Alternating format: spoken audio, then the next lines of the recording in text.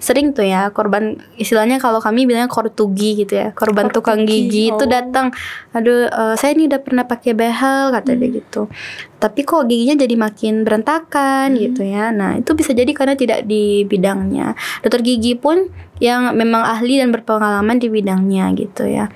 Kalau misalnya kasus kita agak berat ya makanya dirujuk ke spesialis ortodonti gitu. Jadi hati-hati pakai behel gitu, jangan sama ini ya, sama salon-salon itu kan banyak ya sekarang. Dia sekalian misalnya apa sih yang sering eyelash extension itu ya, bulu mata, terus bisa bikin gigi kelinci, bisa pakai behel. Nah itu jangan berbahaya ya. Jadi sekarang biasanya habis sikat gigi udah ludahin aja. Kalau slogannya tuh di Amerika spit don't rinse. Jadi meludah aja, nggak usah dikumur gitu. Biarkan fluor terserap. Nah itu kalau pasta gigi biasa. Tapi kalau pasta gigi untuk gigi sensitif itu dia ada komponen HAP namanya. Dari hidroksiapatid ya namanya, yaitu yang menggantikan struktur gigi yang lepas tadi yang menyebabkan nyilu. Jadi si hidroksiapatid ini ketemu sama gigi kita berikatan menutup lubang-lubang tubulus yang terbuka. Nah itu dia harus dibiarkan. Habis sikat gigi itu harus dibiarkan dulu beberapa detik gitu. Barulah dikumur. Tapi jangan dikumur habis kayak udah biarin aja gitu.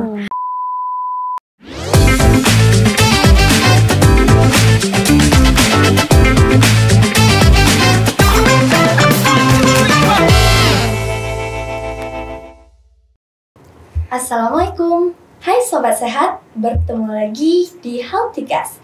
Rubah hidupmu bersama kami, salam sehat berjamaah. Bersama saya, Mazia Hananiatul Halwa, perwakilan dari KKR, Kader Kesehatan Remaja Sumatera Tawalib Parabet. Kami ingin Sobat Sehat mengubah minimal 1 gaya hidup setiap bulannya agar kita bisa sehat berjamaah. Nah, pada podcast ke-7 ini, kami ingin Sobat Sehat mengerti akan pentingnya menjaga kesehatan gigi dan mulut. Nah, saat ini sudah hadir bersama kita Dr. Gigi Tesya Aulia Giovanni. Assalamualaikum Dr. Tesya. Waalaikumsalam, Halwa. Sehat Bu Dokter? Alhamdulillah. Alhamdulillah. Ya, sehat. Alhamdulillah sehat Dr. Tesya. Dr. Gigi Tesya adalah seorang dokter di klinik Gigi Permata dan membuka praktek mandiri. Nah, untuk seputar masalah kesehatan gigi dan mulut, kesehatan gigi dan mulut, Dr. Gigi Tesya, kita akan berbincang seputar kesehatan gigi dan mulut. Nah, dewasa ini banyak orang di usia muda yang sudah banyak memiliki permasalahan mengenai kesehatan gigi dan mulut ini, Dr. Tesya. Nah, itu nggak mandang umur, lebih banyak tuh anak-anak, remaja, itu sudah banyak yang mendapati permasalahan kesehatan gigi dan mulut. Ada yang gigi berlubang, gigi keropos, gigi terpendam, dan lain sebagainya. Sedangkan usia mereka masih muda, Dr. Gigi Tesya. Nah, menurut Dr. Tesya, apa ya sekarang ini menjadi penyebab begitu banyaknya permasalahan muncul tentang kesehatan gigi dan mulut itu sendiri, Dr. Tesya? Pertanyaannya bagus sekali ya, Halwa. Emang sesuai dengan masalah yang aktual terjadi di lapangan masyarakat kita kebanyakan. Iya, Dokter. Jadi sebenarnya penyakit gigi dan mulut ini kan ada banyak. Cuma mungkin kita bantu jelaskan yang umum aja kali ya. Iya, Dokter. Tapi kunci utamanya itu di gaya hidup sebenarnya. Gaya hidup ya. yang sangat berpengaruh terhadap kesehatan gigi dan mulut. Nah, itu ada banyak. Kalau di gigi berlubang itu kan terjadi bukan hanya karena satu penyebab. Jadi ada beberapa penyebab. Kalau dia terjadi secara bersamaan, makanya bisa timbul penyakit. Nah, itu prinsip terjadinya penyakit, baik itu penyakit gigi maupun penyakit lain. Nah, jadi untuk gigi itu bisa berlubang nih contohnya ya, harus ada kondisi 4 Yang pertama itu bakterinya. Dalam artian bakteri kan bisa ada kalau kita nggak jaga kebersihan mulut. Iya, dokter. Terus dari hostnya, dari kita sendiri, dan terus dari segi waktu dan juga lingkungan.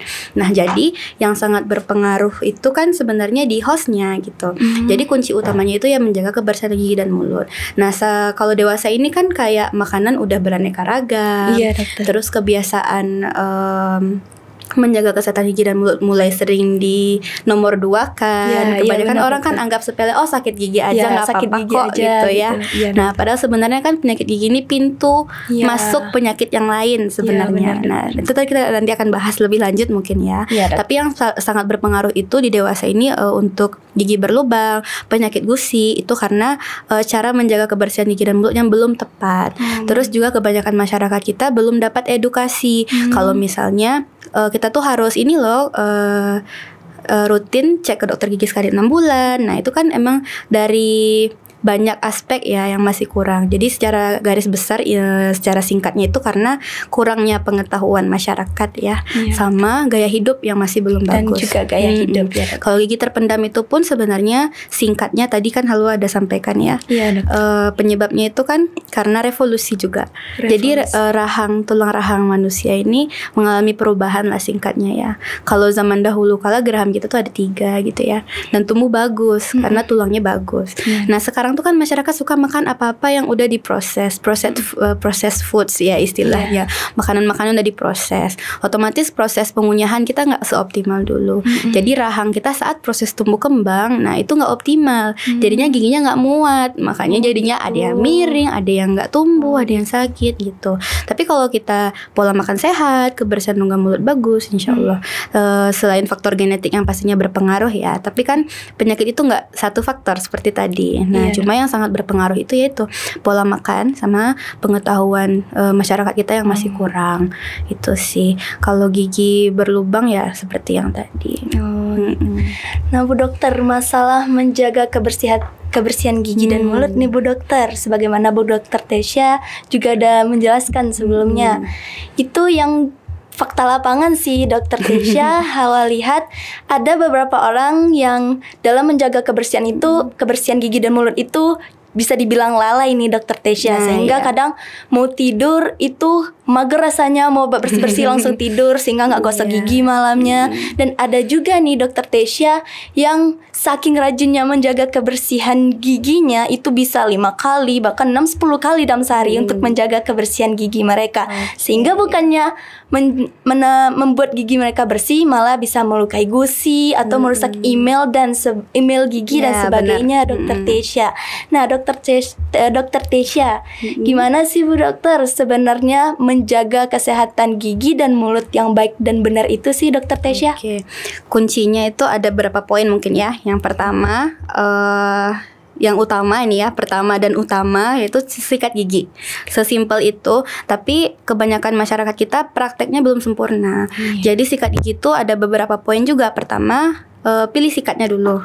Sikat yang benar, odol yang benar, cara yang benar, dan waktu menyikat gigi yang benar. Waktu dan frekuensinya. Pertama sikat giginya dulu. Sikat gigi disarankan khususnya untuk kita orang Asia itu yang kepala sikatnya itu agak kecil ya. Terus ujungnya agak membulat. Karena rahang kita agak sempit, jadi yang banyakan di pasaran itu sikat gigi kepala besar. Otomatis rahang kita kecil, sikat giginya gede, nggak nyampe dong ke belakang. Makanya sering ada keluhan gusi berdarah, karang gigi berlubang kan kebanyakan bagian belakang. Karena itu selama ini di lapangan diperhatikan juga pasien masih belum benar teknik dan pemilihan sikat giginya.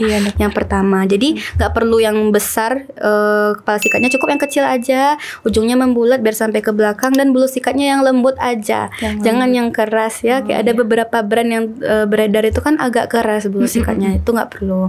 Terus yang kedua, pasta gigi. Kalau pasta gigi apa saja, alhamdulillah di Indonesia yang di pasaran kan rata-rata berfluor ya. Nah pasta gigi berfluoride. Terus jumlah pasta giginya juga. Kalau misalnya mungkin kita bahas dari bayi lah ya untuk Iya, semua. betul. Nah, jadi kalau sikat gigi tuh kapan pertama kali? Saat gigi pertama udah tumbuh. Nah, jadi dari kecil tuh kebanyakan masyarakat kita tuh nggak dibiasain untuk sikat gigi. Nah, jadi kan kebiasaan tuh dari kecil. Nah, itu mulai dibiasakan. Jadi pertama kali sikat gigi tuh saat gigi pertama kali tumbuh. Saat gigi pertama Walaupun kali sebiji aja gigi bayinya tumbuh udah harus disikat orang gitu ya, tuanya. dokter. Nah, jumlah odolnya nih yang beda. Kalau misalnya bayi umur 0 sampai 2 tahun itu cukup kalau di jurnal literaturnya a smear layer, jadi kayak segede beras terus dia diiniin aja diusap segitu. Terus saat anak udah mulai motoriknya udah bisa, nah itu udah bisa lagi dilanjut segede kacang polong atau biji jagung. Itu sampai 12 tahun. Nanti dari 12 kan giginya udah permanen semua, baru pakai dosis untuk orang dewasa yang sepanjang bulu sikat. Nah itu di anak-anak kita pun dewasa itu nggak apa-apa tertelan sebenarnya.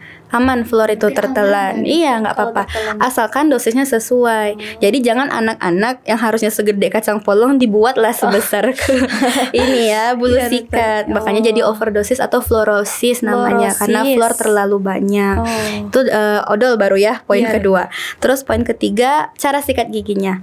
Cara sikat gigi itu ada beberapa macam, tergantung kondisi gigi pasien. Tapi kalau yang umum dan gampang diterapkan di rumah bagi anak-anak itu namanya metode Rolls. Jadi sikat gigi itu dari merah ke putih gitu, dari gusi ke gigi, bulat-bulat seluruh permukaan. Nah, yang disikat itu kebanyakan masyarakat kita kan bagian luar aja. Sementara gigi kita tuh kan secara garis besar ada bagian luar, bagian dalam dekat langit-langit sama lidah, terus juga di tempat pengunyahan. Nah, terus juga cara penyikatannya itu nggak perlu terlalu kuat, cukup dengan gerakan ringan hingga sedang di bagian luar dan dalam. Di tempat mengunyah boleh agak kuat. Nah, terus frekuensinya nggak cukup kayak Kak Halwa bilang sampai 5 kali, sampai 8 kali. Nah, nggak cukup, nggak usah. Kadang ada juga pasien, oh saya tiap berwudu sikat gigi dokter. Nah, itu nggak boleh juga, cukup 2 kali. 2 kali sehari frekuensinya, waktunya pagi setelah sarapan sama malam sebelum tidur. Kalau dari penelitian idealnya itu 30 menit setelah makan terakhir.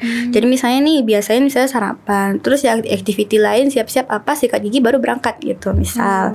Terus malam hari itu wajib sebelum tidur. Jadi kalau kebanyakan nih apalagi anak-anak yang suka begadang malam kali ya, udah sikat gigi terus makan lagi, nyemil lagi terus udah ngantuk tidur. Nah, sekarang biasain sekalian skincarean malam, sikat gigi juga terus udah tidur gitu. Jadi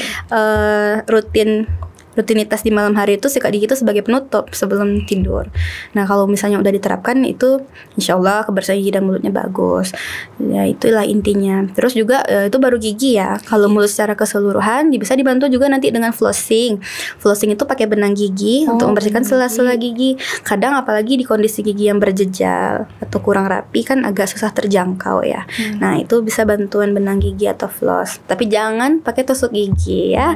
Tusuk gigi itu dia bisa memperbesar celah antar gigi kita, jadi makanan jadi gampang nyelip lagi.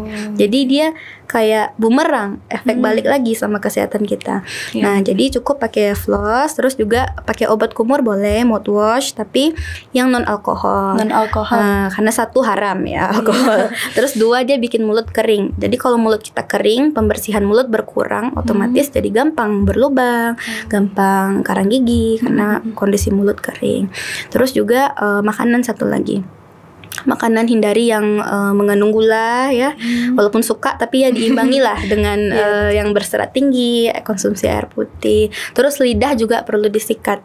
Nanti kesibukan gitu ya, oh ini aku harus sikat gigi nih tapi lupa lidahnya, sama aja karena kan lidah tuh juga masuk bagian tubuh yang penting dalam rongga mulut.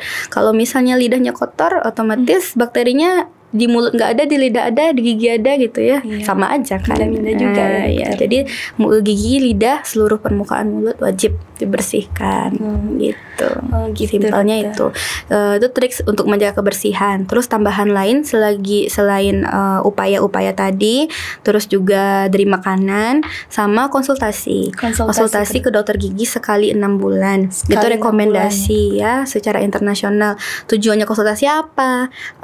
Pertama buat screening aja, cek aja. Kalau mungkin kita berkaca di rumah, oh aku ada gigi berlubang nggak, yang kelihatan kan depan bawah. Kadang ada bagian belakang nggak kelihatan.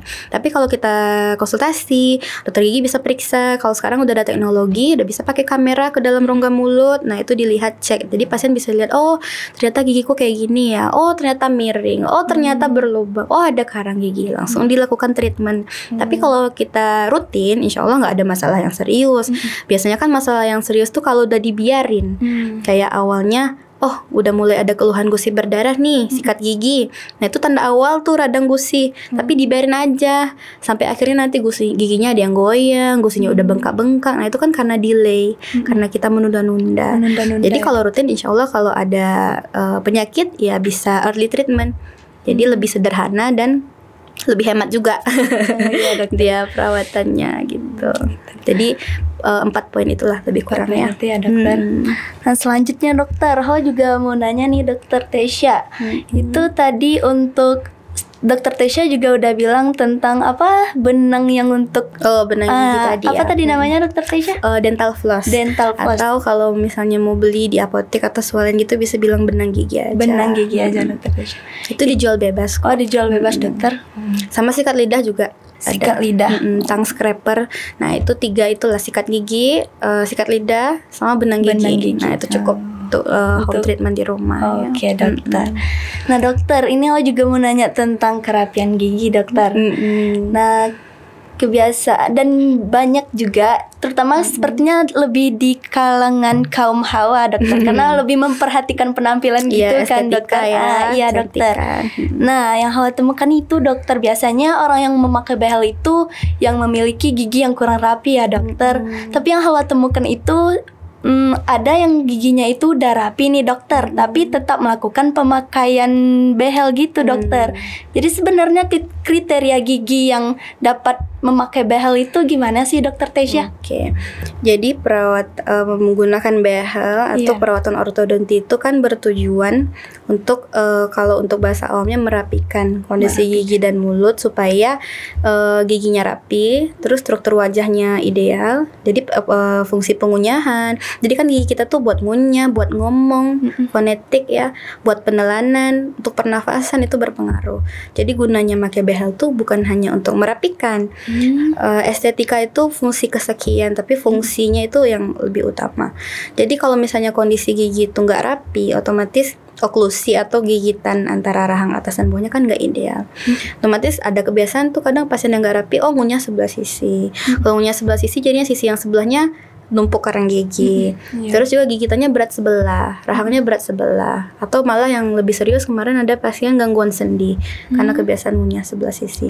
Nah jadi kondisi kalau misalnya membahas rapi, ortodonti atau merapikan gigi itu kan lebih ke tumbuh kembang juga ya bidang ilmunya, lebih dari itu sekedar untuk merapikan gigi. Tapi keluhan pasien yang utama biasanya itu merapikan gigi ya.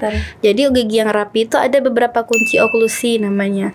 Cuma itu terlalu ribet kalau kita jelaskan ya. Tapi simpelnya gimana supaya susunan gigi itu harmonis, dalam artian klop lah dia antara rahang atas dan bawah itu gigitannya bagus. Gigi belakang, untuk gigi belakang ya, terus untuk gigi depan ada jarak namanya ya yang ideal supaya dia memungkinkan untuk pengunyahan yang optimal, fonetik pengucapan huruf yang optimal, terus pernafasan yang bagus dan juga fungsi penelanan yang bagus. Gitu ada banyak. Kalau misalnya makan, pengunyahan oke untuk makan, untuk pencernaan ya. Terus kalau bisa fonetik gimana? Nah, huruf-huruf tuh ada tuh yang namanya labiodental atau bilabial, yang mana itu berpengaruh tuh gigi depan.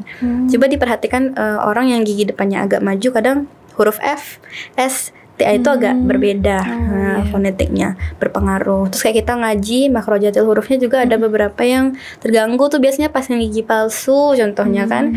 Dulu kalau ada gigi masih bagus nih ngajinya, terus udah nggak ada gigi jadi beda. Nah itu berpengaruh di fonetik. Terus juga di penelanan juga berpengaruh. Posisi lidah terhadap rahang juga berpengaruh. Terus juga pernafasan. Kalau kita nafas lewat, idealnya kita bernafas lewat hidung. Dokter. Tapi kalau kita nafas lewat mulut atau mouth breather itu profil wajah memanjang. Terus susunan gigi juga lengkungnya mengerucut. Jadi giginya dempet-dempet. Biasanya itu berhubungan semua halwa. Jadi kebiasaan bernafas bisa ke susunan gigi yang buruk. Kebiasaan menelan yang salah bisa menyebabkan susunan gigi yang buruk. Kebiasaan makan yang salah juga gitu. gitu. Cuma yang yang keseringan di masyarakat itu ya kalau yang nggak rapi itu karena ketidakharmonisan antara atau ketidakseimbangan ya antara ukuran giginya sama ukuran tulangnya gitu.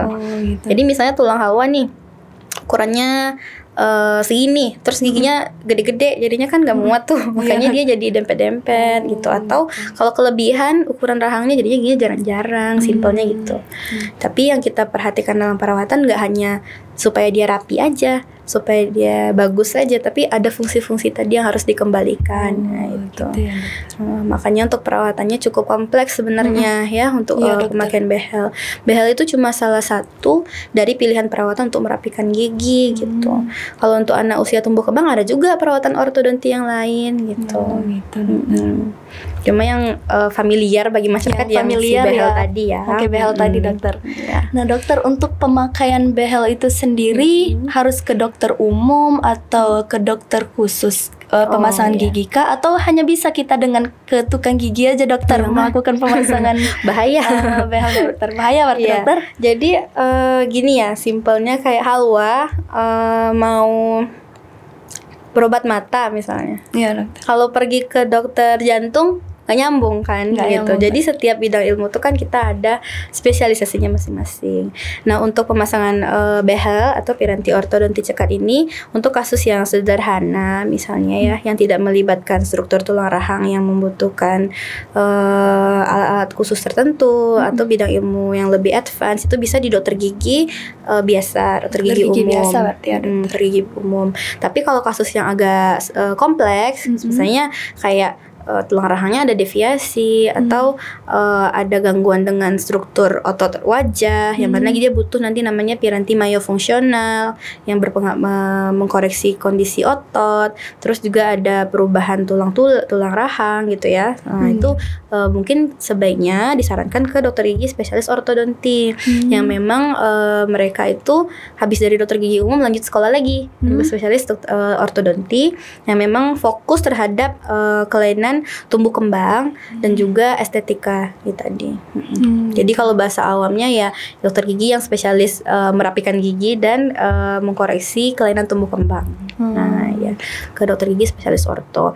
Tapi kalau misalnya di beberapa daerah misalnya kan spesialis orto ini agak langka ya, apalagi di daerah kita ya. Nah boleh mungkin untuk screening, untuk konsultasi bisa ke dokter gigi umum terdekat. Kalau memang kasusnya berat atau apa, biasanya akan dirujuk ke dokter gigi spesialis. Gitu ya dokter. Ya jadi itu juga gunanya tadi kan konsultasi sekali 6 bulan itu buat ini dokter. Screening, ini kebutuhannya sampai mana gitu perawatannya. Kalau untuk di klinik Dokter Tesya sendiri itu ada fasilitas pemasangan behelnya nggak Dokter Tesya? Ada cuma terbatas. Terbatas ya. Terbatas di sini kasus yang berat yang udah melibatkan kelainan gigi yang serius ya, misalnya yang di luar kompetensi, biasanya saya rujuk ke dokter gigi spesialis ortodonti. Buat sobat sehat yang kira-kira ada keinginan untuk memakai behel, itu mungkin bisa saja langsung datang ke kliniknya Dokter Tesya ini. Jadi promosi sehat nih sekalian promosi aja dokter. Oke, cocok ya. Nah juga Dokter Tesya, untuk tadi juga dari pembahasan kita yang sebelumnya dokter itu juga bilang semuanya itu ada hubungan gitu dokter, saling terhubung.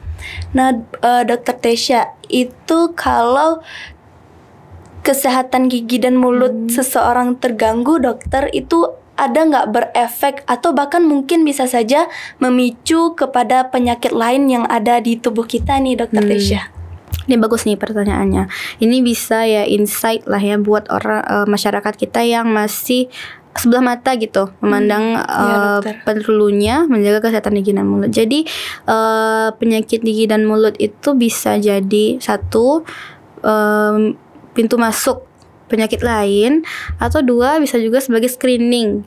Kayak pasien yang nggak sadar dia sakit itu bisa lihat ketahuan dari rongga mulutnya gitu ya. Terus juga dia saling berhubungan. Nah, contoh kasusnya gini, penyakit gusi yang paling sering ya. Radang gusi itu kalau pada ibu hamil itu bisa berpengaruh sama tumbuh kembang janinnya. Jadi bisa juga berpengaruh sama berat badan bayi lahir rendah atau BBLR. Nah itu berpengaruh satu. Terus juga sama penyakit gula atau bahasa medisnya diabetes mellitus. Nah itu berhubungan timbal balik. Jadi kondisi gigi dan mulut misalnya ada penyakit gusi dan tulang atau periodontitis, gingivitis, sama penyakit gigi berlubang, itu dia timbal balik. Jadi kondisi gigi dan mulut yang nggak sehat itu berpengaruh terhadap penyakit gulanya juga. Jadi penyakit gula ini juga memberi dampak terhadap kondisi gigi dan mulut yang nggak baik gitu. Jadi pada pasien penyakit gula contohnya, kondisi rongga mulut tuh akan kering. Nah, simpelnya gitu ya. Jadi kondisi mulut kering gampang terjadi penyakit lain kayak radang gusi, gigi berlubang. Nah, kalau misalnya ada peradangan, nah si penyakit DM-nya ini juga terpengaruh gitu. Itu kalau ada penyakit gula. Terus untuk penyakit yang lain contohnya jantung koroner atau arteriosklerosis juga bisa. Nah, itu ternyata penelitian menemukan ya, dari hasil penelitian kalau bakteri di penyakit gigi dan gusi itu sama bakteri di penyakit jantung tadi. Sama. Jadi ada juga kasusnya di mana karena ada penyakit ini bisa menyebabkan memperparah kondisi penyakit jantung gitu. Jadi dia timbal balik. Terus makanya pada pasien-pasien jantung itu diusahakan kondisi gigi dan mulut yang sehat, karena dia untuk dilakukan tindakan pun harus dengan konsultasi dengan spesialis jantung yang merawat gitu kan. Jadi timbal balik. Terus juga penyakit-penyakit lainnya kayak kita bisa tahu nih seseorang ini mengidap penyakit apa dari kondisi mulutnya. Bukan gigi aja tapi rongga mulut, kayak kondisi dinding rongga mulutnya, bagian dalam, bagian pipi, lidah gitu ya. Contohnya kalau misalnya pasien dengan penyakit jantung atau gula atau hipertensi gitu ya, biasanya mulutnya kering nih, ketahuan tuh sama dokternya kalau diperiksa, oh nih air ludahnya kurang produksinya, oh ini kayaknya ada penyakit tertentu. Nah disarankanlah untuk screening. Terus juga misalnya pada pasien ada istilahnya lesi ya, atau kita biasanya nyebutnya luka atau sariawan dengan kondisi-kondisi bentuk tertentu yang kalau ditemukan itu ternyata bisa merupakan indikasi atau manifestasi dari penyakit lain, contohnya penyakit AIDS. Nah itu bisa tuh kelihatan langsung misalnya di rongga mulut. Oh ada gambaran seperti ini, biasanya pasien nggak sadar gitu. Nah kadang ketemunya di dokter gigi. Nah biasanya kalau ketemu kayak gitu ya udah kami sarankan, oh bapak sebaiknya cek penyakit dalam ya kalau misalnya kita mencurigainya penyakit gula gitu, atau curiganya hipertensi juga konsultasi gitu, atau juga yang kita curigai AIDS atau yang lainnya ya kita sarankan untuk konsul gitu. Jadi itu juga perlunya nggak hanya pemeriksaan rutin ke dokter gigi aja, tapi medical check up rutin ke dokter umum ya, atau ke dokter spesialis juga boleh ya. Itu juga sangat disarankan supaya kita kalau semakin cepat penyakit ini, prinsipnya ya Halwa, semakin cepat kita tahu semakin besar kemungkinan dia untuk sembuh gitu. Nah terus tapi kalau biasanya yang udah ketemu sampai ada lesi itu ya di mulut, biasanya tuh yang udah stage yang cukup serius gitu, sedang hingga parah. Jadi kalau misalnya kita semakin cepat konsul ya semakin cepat ketahuan. Jadi semakin minim juga prosedur perawatan yang dibutuhkan untuk mencapai kesembuhan gitu kan. Gitu. Jadi dia cukup erat nih hubungannya. Terus juga kalau di anak-anak tuh, kalau misalnya simpelnya aja nih, anak-anak sakit gigi jadi malas makan kan.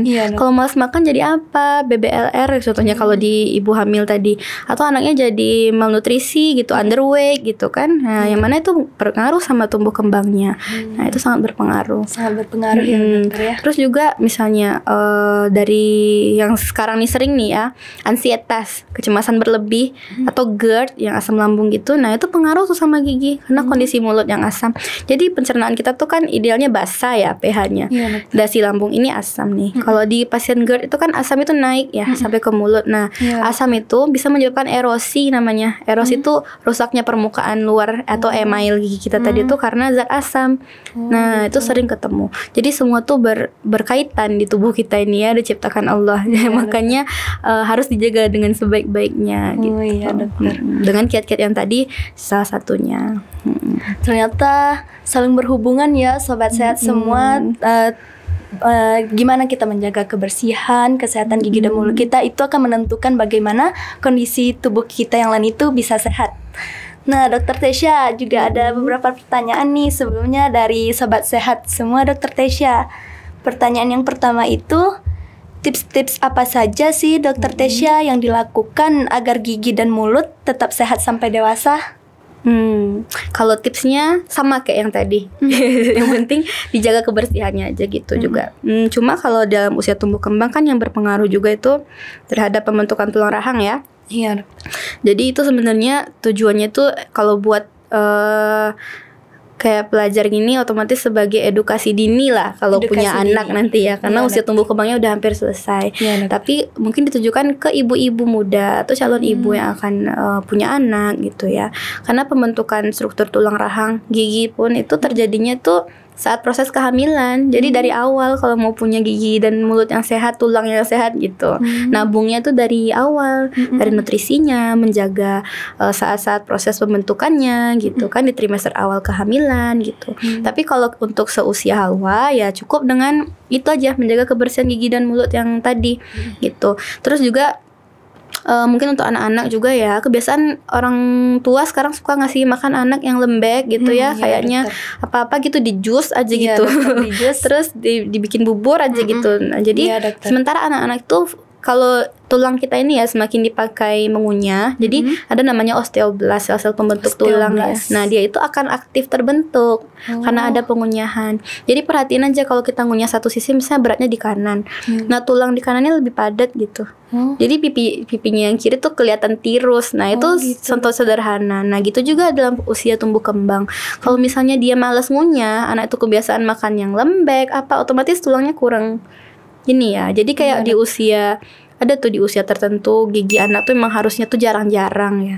Nah itu banyak pertanyaan sama orang tua, "Dok, kok gigi anak saya jadi jarang ya? Dulu pas tumbuh kayaknya rapi gitu." Nah itu normal Bu gitu, Pak, itu normal. Itu diharapkan gigi anak itu jarang-jarang supaya pas gigi permanen yang gede keluar muat gitu ya.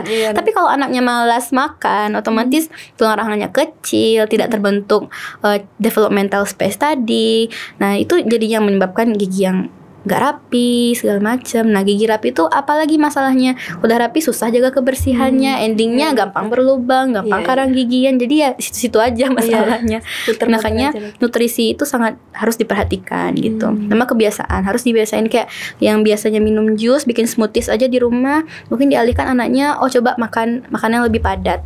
Kayak makan apel ya udah kunyah aja apelnya, nggak apa-apa gitu. Asalkan giginya nggak dipakai buat buka tutup botol gitu ya nggak apa-apa. Kan buah-buahan ini ya edible dan nggak yang sekeras itu gitu. Justru sekarang tuh yang suka makan yang keras-keras kayak basreng itu agak meresahkan ya, karena banyak sekarang pasien, "Dok, gigi saya kayaknya patah nih karena makan basreng." Iya, atau dok tiba-tiba goyang, "Kenapa Bu, ada makan yang keras?" "Enggak sih." Atau makan kerikil ya dalam nasinya, "Enggak." Ingat-ingat, "Oh saya makan kerupuk apa dok, basreng," kayak gitu. Nah itu boleh dihindari gitu ya. Tapi kalau kayak buah yang kayak tebu, buah, terus makanan-makanan padat yang berpengaruh lah, bisa menstimulasi pertumbuhan, itu disarankan untuk anak-anak. Makanya juga kalau bayi itu ada tuh tahapan, umur segini makanannya konsistensinya segini, lanjut lagi naik lagi konsistensinya. Dan kebanyakan orang tua tuh stuck di situ, kasihan anaknya yang lembek-lembek lah.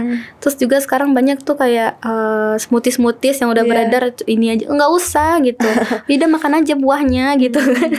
Ya jadi bagus untuk rahangnya gitu kan, membantu pertumbuhan giginya juga ya dokter. Kayak kalau di luar negeri tuh ada kayak makanan kayak permen karet gitu ya, yang tooth friendly. Biasanya itu di Amerika ada, atau Jepang juga ada tuh labelnya. Nah jadi misalnya kayak permen karet itu kan kita chewing tuh, ngunyah terus. Nah itu dia bagus untuk pertumbuhan, karena ada xylitol, ada komponen-komponen lain yang emang tooth friendly. Cuma di negara kita tuh belum ada regulasinya, jadi ya kita aja membatasi ya mana yang bagus untuk gigi, mana yang enggak gitu.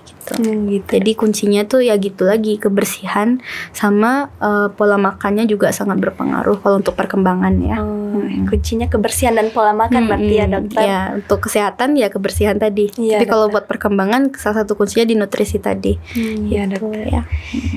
Oke, ada pertanyaan selanjutnya dokter Teisha.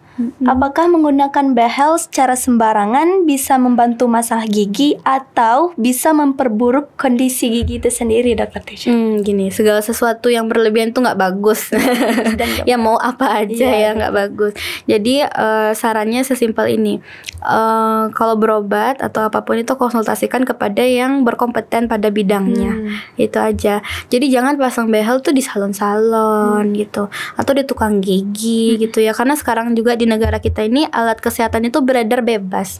Kayak anak sekolah tuh bisa beli bracket ya, yang behel itu di Shopee bisa. Iya, Dok. Nah, terus mereka sering tuh fenomena pasang-pasangan sama temennya sendiri. Nah, itu kan bahaya ya. Iya, Dok. Karena setiap komponen itu ada fungsinya gitu. Ada tekanan-tekanan, ada sudut-sudut tertentu yang mana beda, kayak gigi haluan nih, gigi seri sama taring aja tuh beda bracketnya, beda sudutnya gitu, beda gaya yang diterapkan tekanannya. Nah, kalau misalnya tidak kompeten di bidangnya ya sembarangan gitu kan. Makanya kebanyakan itu nanti sering tuh ya korban, istilahnya kalau kami bilangnya kortugi gitu ya, korban tukang gigi itu datang, aduh saya ini udah pernah pakai behel kata dia gitu, tapi kok giginya jadi makin berantakan gitu ya. Nah, itu bisa jadi karena tidak di bidangnya. Dokter gigi pun yang memang ahli dan berpengalaman di bidangnya gitu ya. Kalau misalnya kasus kita agak berat ya makanya dirujuk ke spesialis ortodonti gitu. Jadi hati-hati pakai behel gitu. Jangan sama ini ya, sama salon-salon itu kan banyak ya sekarang. Dia sekalian misalnya apa sih yang sering eyelash extension itu ya, bulu mata, terus bisa bikin gigi kelinci, bisa pakai behel. Nah, itu jangan berbahaya ya. Jadi konsultasi aja dulu gitu. Kalau mau pakai behel ya udah konsul dulu aja gitu. Minimal kita tahu oh kondisi gigi aku gini ya gitu, ternyata kebutuhan perawatannya ini gitu. Harus dengan arahan ahlinya. Iya, karena proses pemasangan behel tuh nggak langsung pasang, banyak yang harus dipertimbangkan, kayak giginya harus diperiksa secara keseluruhan, terus harus dicetak juga. Jadi cetakannya tuh kayak dibikin modelnya gitu Halwa. Jadi ada oh ini loh gambaran giginya gitu, susunannya di tulang rahang tuh gini.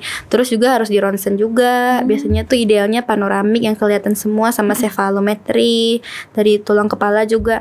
Nah, setelah beberapa pemeriksaan itu dianalisis juga fungsinya. Fungsi bicaranya gimana pasiennya, bernafasnya gimana, ada tuh pemeriksaan, oh dia nafas lewat mulut apa hidung ya, terus nelannya gimana, terus tonus-tonus ototnya gimana, kebiasaannya. Nah, itu berpengaruh. Nanti dari semua elemen itu dokter giginya baru menilai, oh ternyata ini masalahnya di dalam rongga mulutnya, ini yang utama. Jadi kalau ini yang utama, ini stepnya gitu loh. Jadi panjang stepnya. Iya, nggak sesimpel pasang biarin ntar dia berubah sendiri, nggak bisa gitu. Iya, makanya kita kalau misalnya pakai behel tuh harus ada kontrol. Nah, setiap kontrol tuh bisa dicek kayak oh progresnya udah gini, oh kebutuhan selanjutnya ini, oh ini udah bisa lanjut ganti dengan alat yang ini, yang gitu banyak. Makanya jangan ini ya, maksudnya jangan dianggap sepele. Itu gigi ini kita pakai seumur hidup loh gitu. Kayak ngeluarin duit buat jajan, buat check out Shopee gitu gampang ya. Tapi kalau buat kesehatan tuh kayak berpikir banget, tapi ini kamu mau pakai loh seumur hidup kamu gitu. Kayak beli handphone 20 jutaan iPhone gitu. Nggak mikir gitu ya. Tapi kalau buat periksa aja gitu, itu kan nggak apa-apa. Mikir 2 kali. Iya, jadi ya letakkanlah itu sebagai yang utama. Karena kayak dijelaskan tadi, yang dikembalikan utama tuh bukan hanya fungsi estetika penampilan tadi, tapi ada fungsi-fungsi utama dari gigi dan mulut itu dulu yang dikembalikan. Makanya harus dikonsultasikan di bidangnya. Kayak sakit gigi pergi ke bidan kan nggak nyambung gitu ya. Nah, sama kayak gitu, giginya berantakan perginya ke salon-salon, perginya ke tukang gigi. Nah, kan bahaya. Nah, gitu. Jadi posisikan aja sesuai kepada ahlinya gitu ya, sesuai bidangnya, kompetensinya gitu. Oke, dokter. And the last question, pertanyaan terakhir, Dokter Tesya. Bagaimana cara mengatasi gigi sensitif? Nah, ini mark-marknya juga, dan termasuk Halwa juga termasuk yang orang yang punya gigi sensitif nih, Dokter Tesya. Kira-kira gimana cara mengatasinya, Dokter Tesya? Pertama mungkin kita bahas, ini menarik ya, cukup banyak sekarang. Pertama, gigi sensitif itu apa gitu ya. Jadi gigi sensitif itu kan kalau di masyarakat ya, pasien pada umumnya itu merasa kayak sensasi ngilu tajam gitu ya, yang relatif singkat durasinya, tapi biasanya tuh ada stimulus atau ada apa sih agen-agen yang menyebabkan dia terasa ngilu gitu. Contohnya kayak dingin ya kan, panas misalnya, yang ekstrim, suhu ekstrim. Nah, itu biasanya terjadi kalau simpelnya ada pergerakan cairan di dalam pori-pori gigi itu ya, tubulus namanya. Nah, itu dia menyebabkan nyeri. Nah, itu biasanya terjadi kalau lapisan gigi itu udah mulai kebuka. Jadi gigi kita tuh kan ada 3 lapis secara garis besar ya. Yang paling luar tuh email tadi, atau enamel, terus ada dentin, terus pulpa atau saraf gigi itu ya. Jadi yang kalau bagian luar enamel itu nggak ada serabut sarafnya. Jadi kalau enamelnya utuh, bagus ya, itu nggak ada keluhan gigi sensitif. Keluhan gigi sensitif tuh mulai terasa kalau dentin atau lapisan kedua itu mulai kebuka, karena ujung-ujung dari si pulpa, si saraf tadi tuh ada tuh yang muara masuk ke pori-pori atau tubulus dentin tadi. Jadi kalau tubulus dentinnya terbuka, terkena rangsangan dingin, panas tuh terasa ngilu. Nah, itu proses terjadinya. Nah, yang menyebabkan ngilu itu nggak bisa kita hindari sebenarnya ya. Kayak kita kan perlu makan minum juga, kadang pengen es juga gitu ya, pengen menikmati hidup. Nah, jadi solusinya untuk gigi sensitif itu ada beberapa perawatan. Untuk ke dokter, di dokter gigi biasanya dicek penyebab gigi sensitifnya. Biasanya memang karena tubulus dentin yang terbuka tadi, atau kebiasaan sikat gigi yang terlalu kuat. Biasanya kalau terlalu kuat tuh, nah jadi gusinya tadi turun. Gusinya turun, permukaan akar cementum dentinnya kelihatan, jadi ngilu. Nah, gitu. Atau karena ada lubang biasanya dekat gigi, nah itu biasanya juga karena sikat gigi ya. Kalau memang ada terbentuk lubang yang menyebabkan ngilu, biasanya ditambal dulu, ditambal. Terus nanti ada juga perawatan lain namanya didesentisasi, kayak diberi bahan anti ngilu lah ya bahasa awamnya, untuk melindungi tubulus yang terbuka tadi supaya nggak ngilu lagi gitu. Dan perawatan di rumah juga bisa dibantu dengan menggunakan pasta gigi yang khusus untuk gigi sensitif. Cuma tadi itu lagi, pasta gigi ini kebiasaan masyarakat kita tuh ya sikat gigi terus kumur sampai berapa kali gitu, sampai habis rasa pasta giginya. Itu salah ternyata gitu. Salah ya dokter. Iya. Jadi kan di pasta gigi, kalau pasta gigi biasa tuh ada fluor ya namanya. Makanya ada pasta gigi berfluoride. Nah gitu. Jadi kalau gigi kita tuh ada lubang kecil, itu karena si fluor tadi tuh mulai lepas. Nah di pasta gigi tuh ada fluor tadi.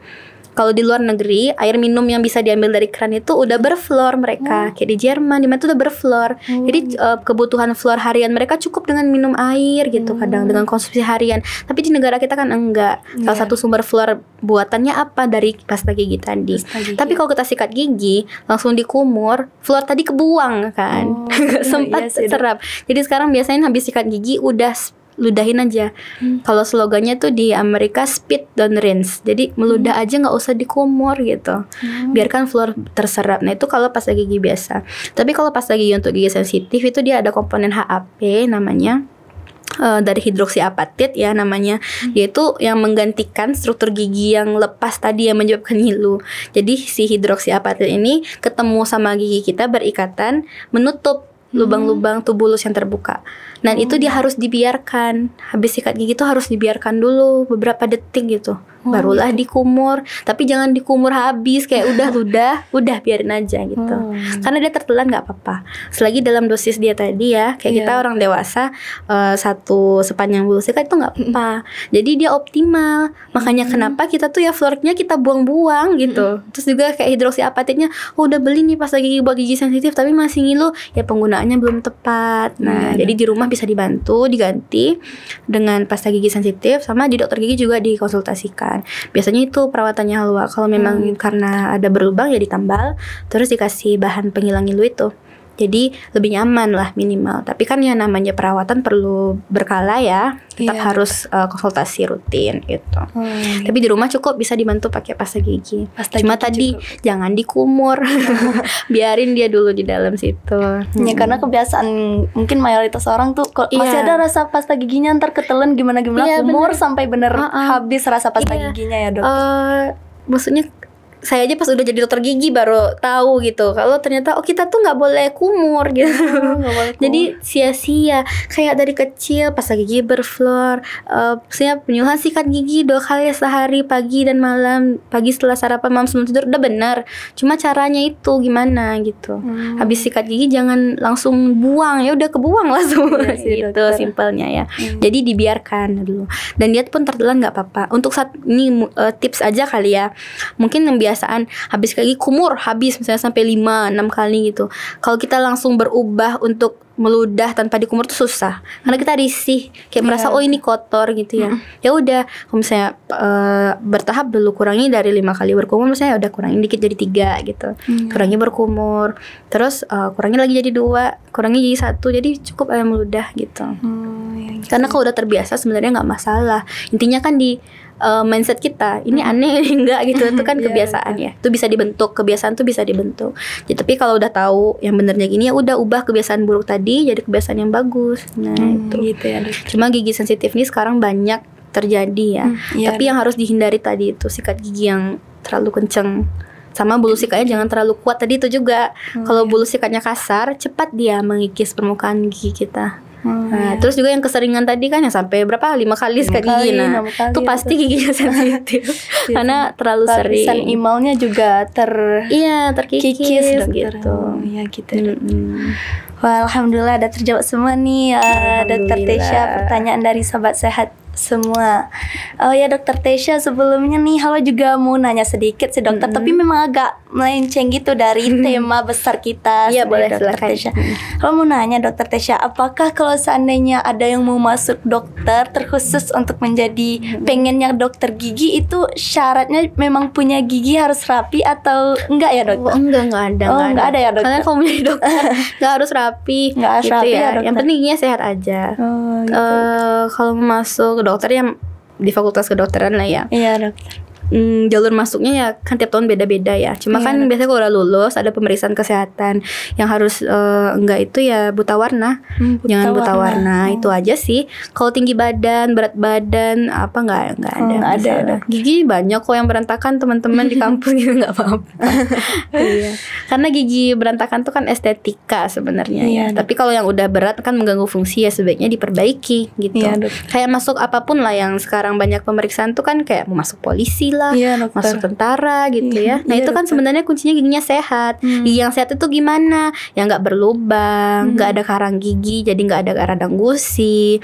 Terus juga gigi yang kadang orang mikir gigi sehat harus putih. Nah enggak, gigi itu kita sebenarnya dia nggak putih. Kayak dia tuh ada translusensi warna ya, ada hue, chroma, value warnanya. Yang mana kalau kita lihat itu dia kayak putih gading, kuning gading. Nggak putih porselen gitu, bukan. Itu mah keramik toilet ya. Jadi keseringan gitu, pengen gigi putih. Kadang dok, kayak saya pengen gigi putih, tapi kadang yang utama tuh bukan itu dulu, sehat dulu.